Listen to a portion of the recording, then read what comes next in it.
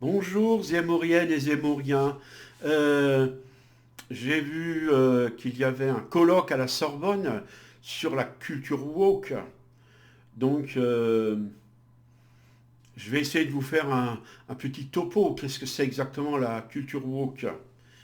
En essayant de rajouter des choses que je n'ai pas entendues à la télévision. Il y a tellement d'informations, on ne peut pas tout savoir. Mais alors, la culture woke, elle est née aux États-Unis. euh, il y a quand même un certain temps, une dizaine d'années, et elle est née dans les universités de l'ouest des États-Unis, où se trouvent les fils à papa, les barbes à papa, qui ont 30 000 euros de frais d'inscription, voire plus, dans certaines universités, et qui sont là, issus de familles hédonistes, hein, où on profite de tout, on a des yachts, on a des piscines et tout ça, et, euh, et des serviteurs, bien sûr. Et c'est la première fois qu'ils arrivent là, qu'ils sont réellement libres. Papa, maman ne sont pas là juste pour payer. Alors, cette jeunesse dorée euh, a commencé à réfléchir grâce à des professeurs dont sur 17, il y en a 16 qui sont gauchistes et un conservateur, parce qu'on a demandé dans les universités américaines euh, à ce que les gens se situent. Et bah, ce qui se passe, c'est que ils ont formaté ces jeunes, ils les ont sensibilisés euh, aux minorités.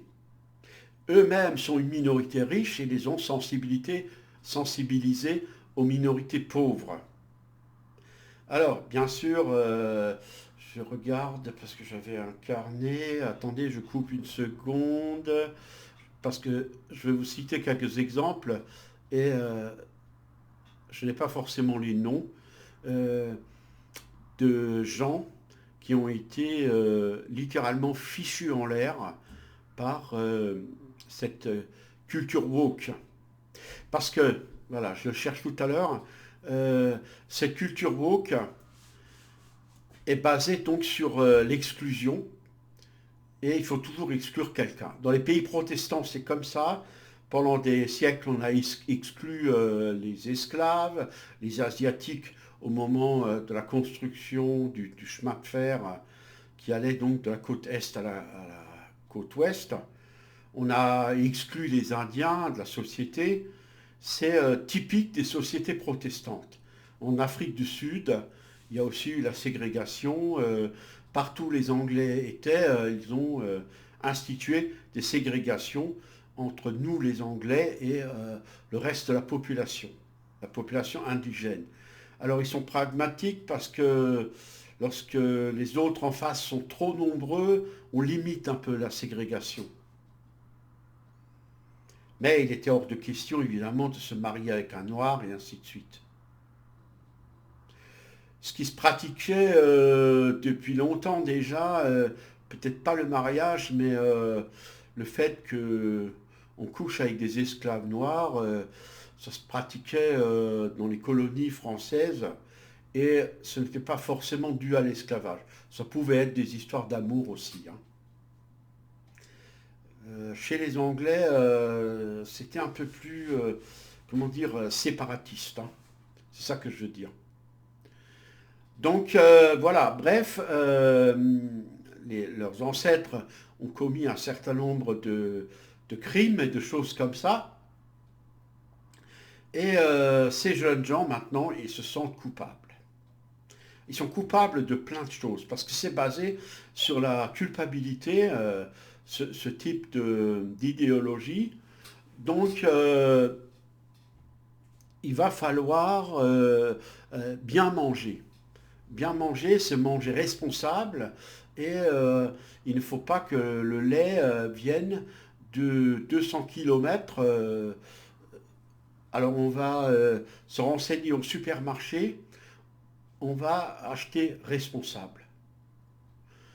Donc on va séparer les gens en prolos, des prolétaires, hommes blancs, qui sont de la merde, Et ces prolétaires, ben, ils achètent des bouteilles en plastique qui ne sont pas éco-responsables.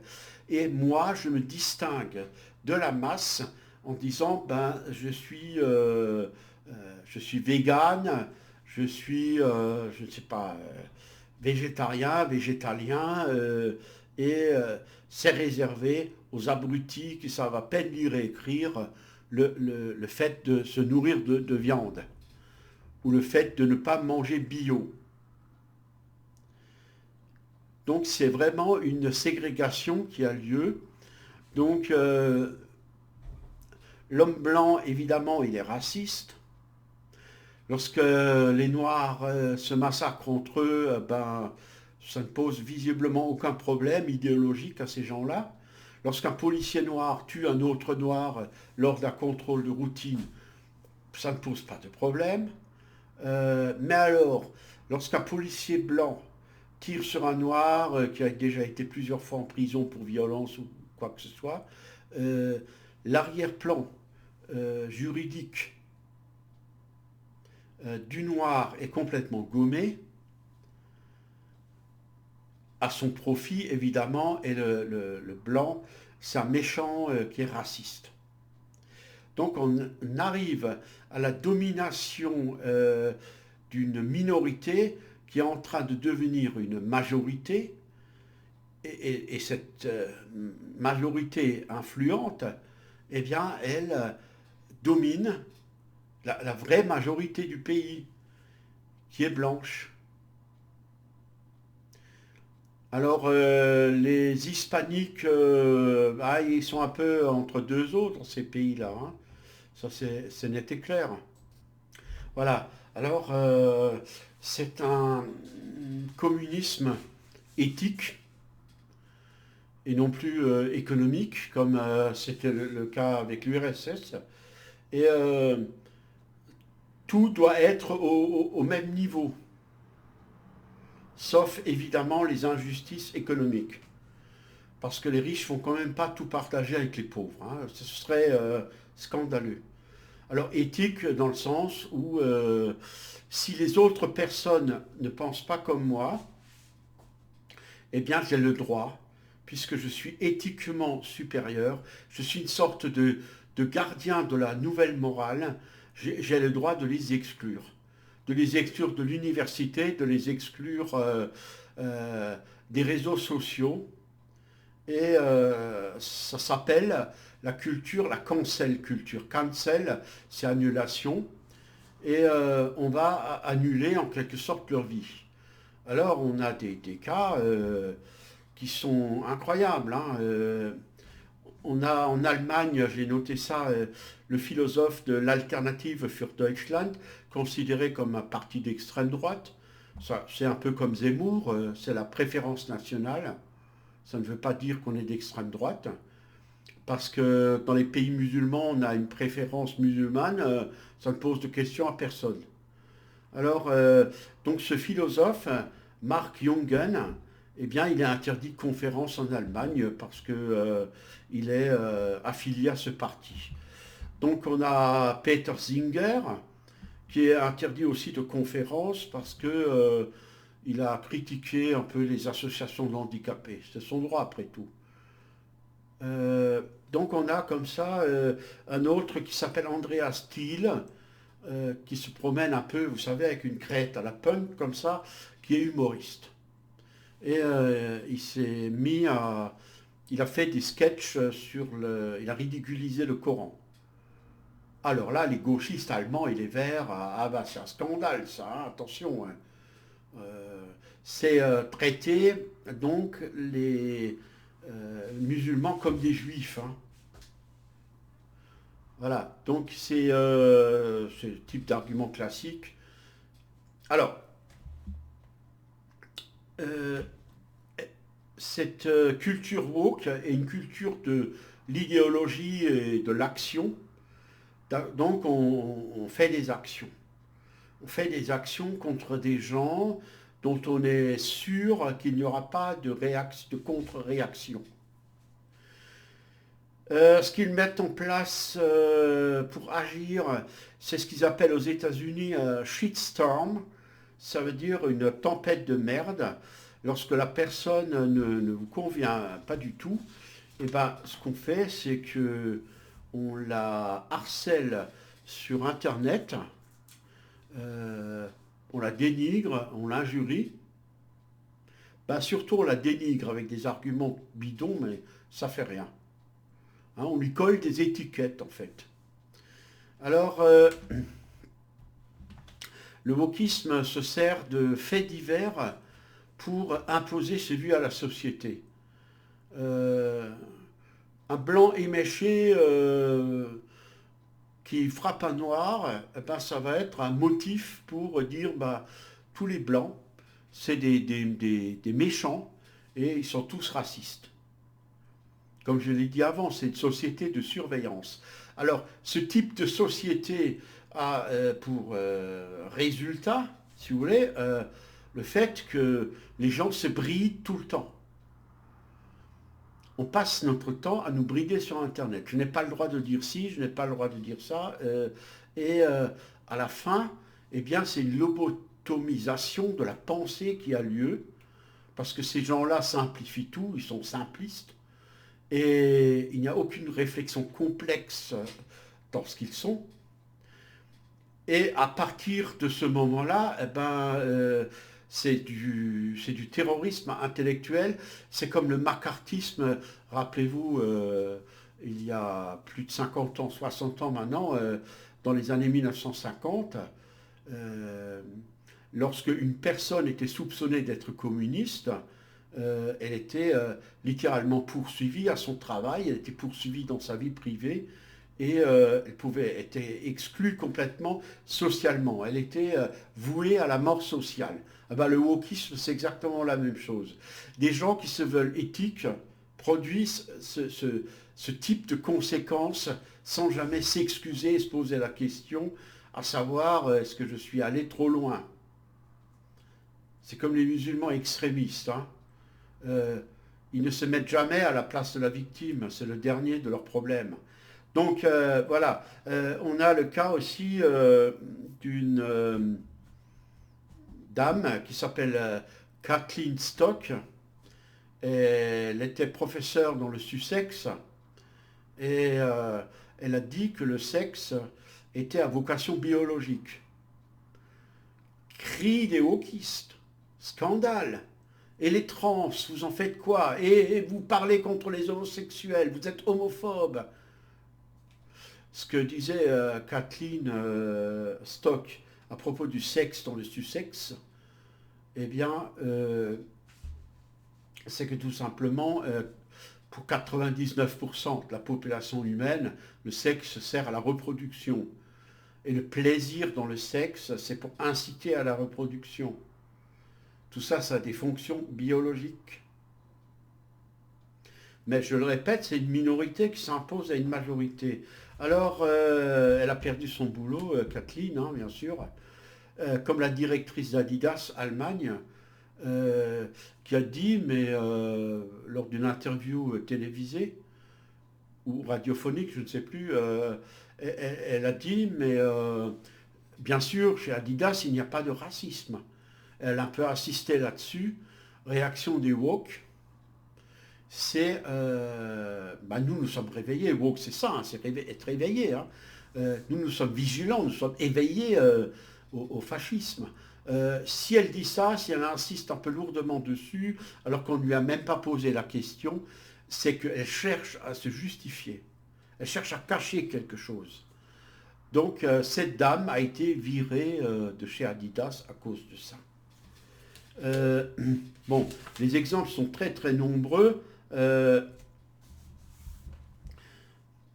John Stuart Mill avait noté au XIXe siècle, je trouve que c'est un peu prophétique, il avait dit au fur et à mesure que les inégalités raciales et sociales seront réduites, eh bien, on va aboutir à une société où la majorité pensera d'une manière simpliste et ne supportera plus aucune autre opinion. Et on en est arrivé exactement à ça.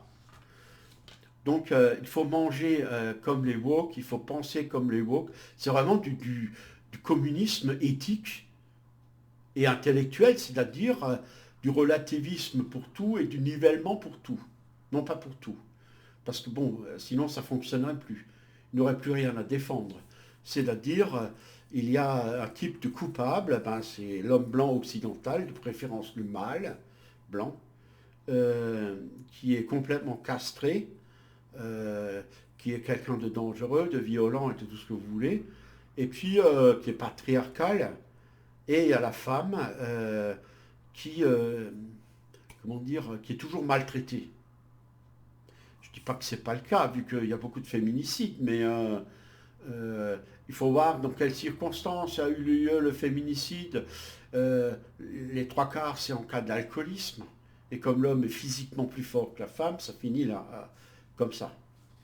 Alors, alors, nous vivons donc dans un monde de normes, euh, de réglementation, etc., où l'individu, à chaque pas qu'il fait, se demande s'il n'est pas en infraction, en infraction juridique, morale, éthique, etc.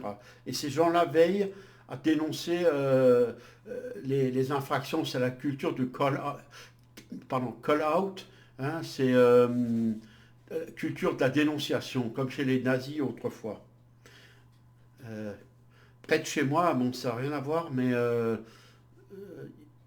il y a un maire qui a publié un article dans le journal en disant, écoutez, mes chers administrés, cessez de vous dénoncer les uns les autres. J'ai des courriers de dénonciation tous les jours à propos du Covid.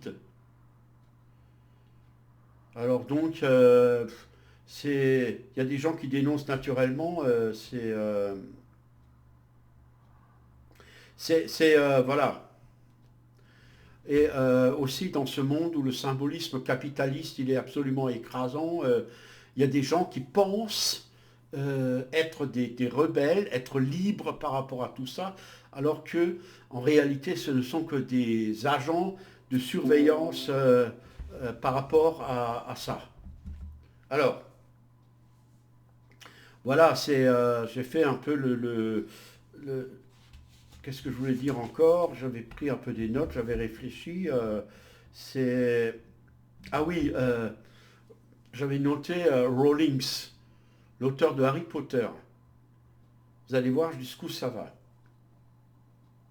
Elle a écrit dans un SMS il y a un an et demi, euh, par ironie, hein, humour anglais, pince sans rire un peu, hein.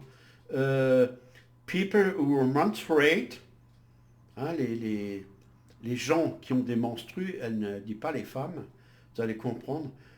I'm sure, I'm sure there used to be a word for those people.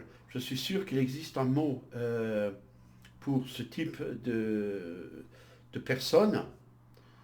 Someone help me out. Est-ce que quelqu'un peut m'aider? Woman. Donc elle invente un mot. J'ai cherché sur différents dictionnaires anglais, je n'ai pas trouvé. Woman. Euh, Point d'interrogation. Wimpant. Donc mauviette, poule mouillée. Ou alors elle donne une troisième réponse possible. Womed, c'est-à-dire merde à qui on fait la cour.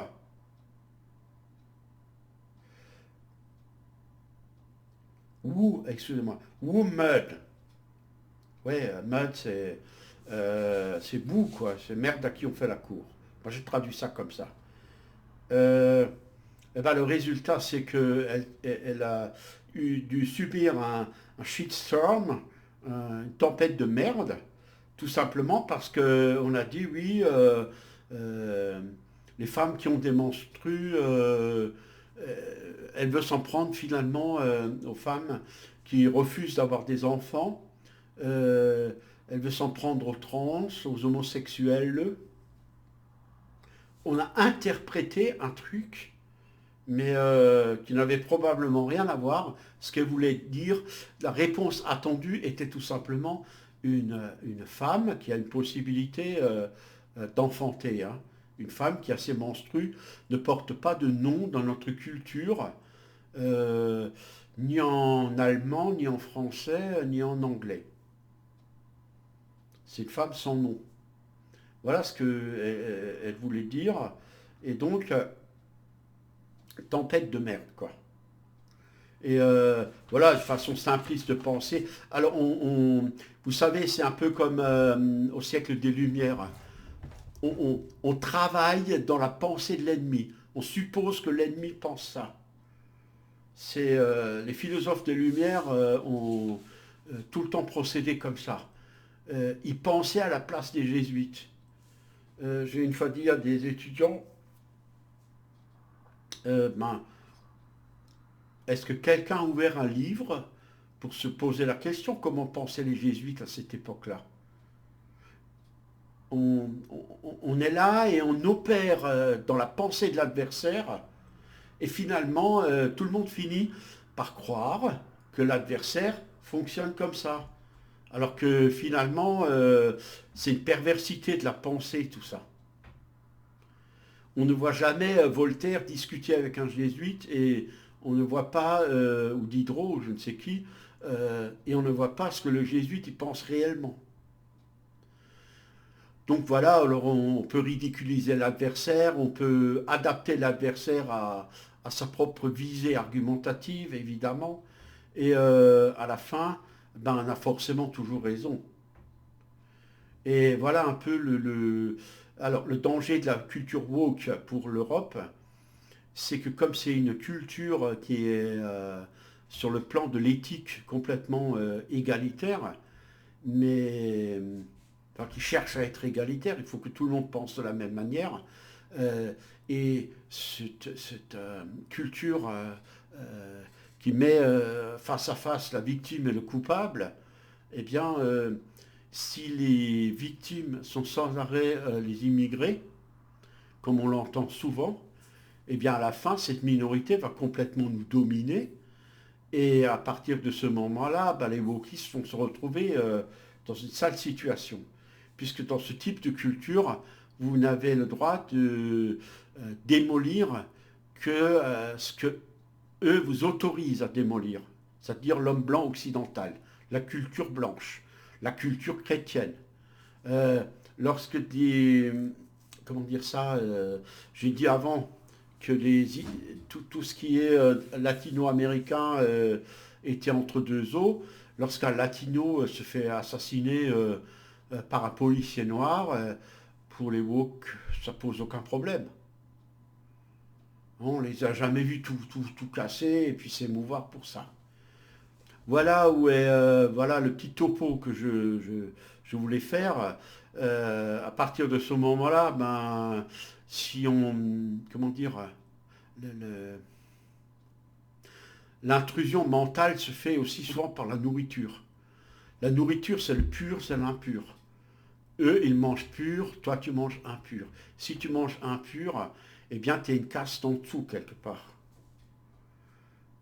Alors, bien sûr, si un noir ne mange pas bio, c'est parce que c'est une victime des blancs et il n'a pas reçu la bonne éducation. C'est comme ça qu'il fonctionne.